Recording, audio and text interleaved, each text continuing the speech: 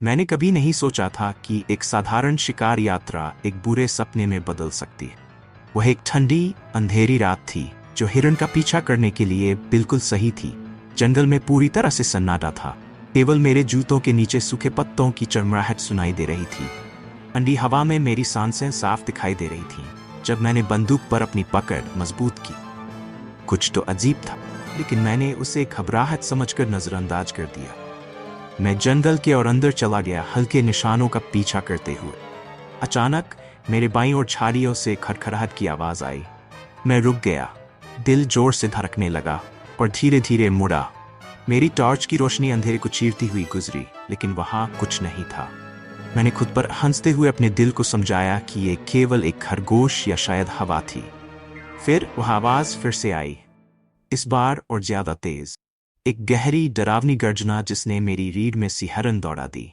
मैंने जल्दी से टॉर्च घुमाई और तभी मैंने उन्हें देखा।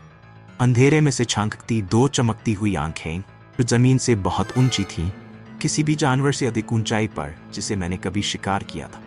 वे मुझे देख रही थी बिना पलक झपकाए, और उसमें एक ऐसी बुद्धिमानी थी जो किसी जंगली जानवर में नहीं होनी चाहिए थी। मेरा खून जम गया जब वह गर्जना एक गहरे डरावने हंसी में बदल गई जो पेड़ों के बीच गूंजने लगी। मैं घबराकर पीछे हट गया, लगभग अपनी बंदूक गिरा दी। वो आंखें और करीब आ गई। अंधेरे से एक विकृत मानवीय आकृति उभर आई जिसकी त्वचा पीली और हड्डियों पर कसी हुई थी, और उसका मुंह एक डरावनी मुस्कान में फैला हुआ था जिसमें बहुत से दांत दिख रहे थे। मैं डर के मारे जम गया। वह और करीब आई। उसके चलने का तरीका अस्वाभाविक और झटकेदार था, जैसे उसे अदृश्य धागों से खींचा जा रहा हो। उसके आसपास की हवा और ठंडी हो गई। मेरी सांसें धुंधली होने लगीं। हर एक इंद्रिय मुझे भागने के लिए कह रही थी, लेकिन मेरे पैर हिल ही नहीं रहे थे। अचानक वह मुझ पर झपटी। मैं जैसे अचानक बेहोशी से जागा, अंधाधुंध गोलियां चलाते हुए भागने लगा। गोलियों की आवाज गूंजी, लेकिन वह चीज नहीं रुकी।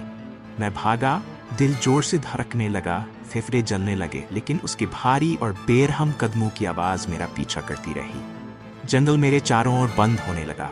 पेड़ विकृत आकृतियों में बदल गए जैसे ही मैं अंधेरे में भागा। मैं जंगल से बाहर निकला, हंसते हुए। उस प्राणी की हंसी अभी भी मेरे कानों में गूंज रही थी।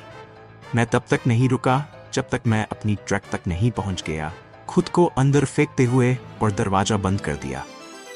मैंने चाबियों के साथ लड़खड़ाते हुए आखिरकार इंजन चालू किया और तेजी से वहां से निकल गया। पीछे मुड़कर देखने की हिम्मत नहीं की। जैसे ही मैं गाड़ी चला रहा था, मैंने उम्मीद में पीछे देखने के लिए रियर व्यू मिरर में झांका कि पीछे केवल खाली सड़क ही दिखेगी। लेकिन वहां पीछे की सीट की अंधेरी में वो चमकती आंखें मुझे घूर रही थी, और वो डरावनी मुस्कान और चौड़ी हो रही थी। तब मुझे समझ आया, यह शिकार कभी खत्म नहीं होगा।